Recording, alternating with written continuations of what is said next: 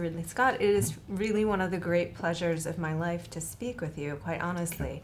I'd love to start with the mythos of the piece, because there's a really unique one created in Prometheus, but it kind of reflects an ancient tradition of cautionary tales about man moving beyond their boundaries. So I wanted to know why those themes appeal to you and what it is about sci-fi that makes it so perfect to explore those kinds of themes. I think sci-fi, I'll answer the second part first. I think sci-fi is dangerous in that anything can go. So, consequently, you can get a lot of rubbish, right? And therefore, I think it's good to start off with a very strong thematic. So you've got a hook, a sensible, even intelligent hook, which can come out of some good, emerge with some good questions, which will leak into good drama. And that's why I always start with a strong premise. And in this instance, it happened to be a classical mythology. Yeah, well, I mean, and the premise for me too is about the human tendency to have a God complex and the dangers that are inherent in that. Why do you think that that's so present for us as a species? The God complex right now, i.e. is religion. The problems of religions is global. Right now, it's creating more problems than anything else, and yet we're in theory all worshiping the same God. Right. And the idealism, the idea, the perfection of the belief of religion is that when you die, you will be rewarded by going to a better place, and you might even get to meet your maker. Right?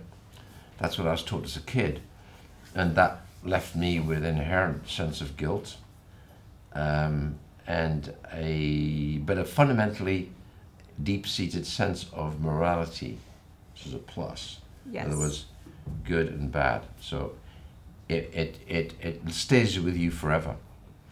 The funny thing too is that creative impulse that's so positive that leads to the advancement of technology also is the thing that becomes unbalanced to some degree, and I feel like that's one of the things that this is looking at.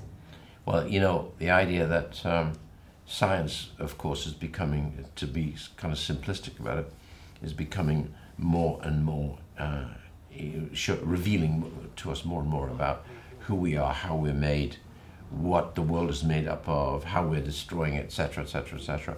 And as those revelations occur and the veils are parted, what seems to be happening is we're moving forward, but at the same time we're seeing another 10 trillion miles of questions.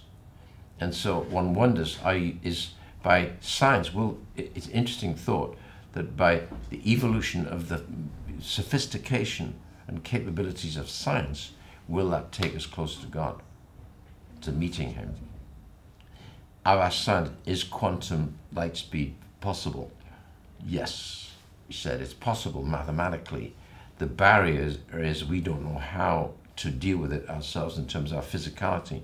We're a physical object, and I'm going to move me from here to here like that, and accept that I've moved this object, this person, the other side of the globe, right? So that's kind of light speed, but you'll never actually attain light speed. That's a disintegration of molecular structure and a reintegration, a reassembly of molecular structure, someone else in a pop.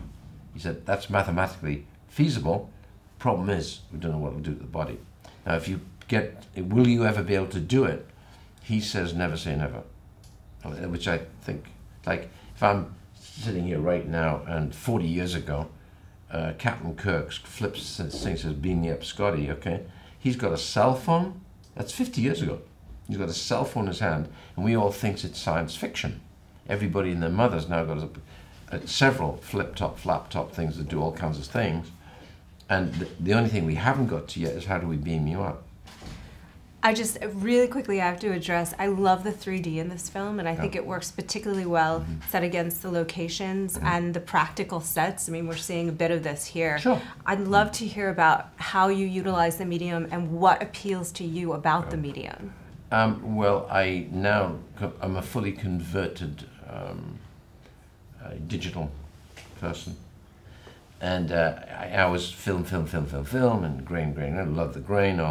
or sometimes I love the fine tuning of the, of the photochem process. But honestly, it was a pain in the butt. If you're going out in a large number of prints, which frequently I would be on a film, the control of consistency from print to print, film to film, was all over the place. I mean, God bless, the labs were great and they're good at it, but it's a photochemical process. So there's plastic going through chemicals, and if you do one at the beginning of the day, one at the end of the day, it's going to be different because the bath is exhausted, so it has a different effect. Digital is being, and it all happens. It's absolutely 10,000 prints. You press a button, it's all there, right?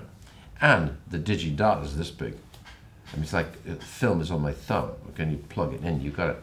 So it's a simplification of everything. To me, it's truly magical. It's magic. That's magic. And I don't want to understand how, but I want to know what it does, and so I can actually use it as a paintbrush for what I do. And yes, I'm completely into digital universe now. Thank you so much. We're really looking forward to seeing this on AMC screens. Thank you. Thank you.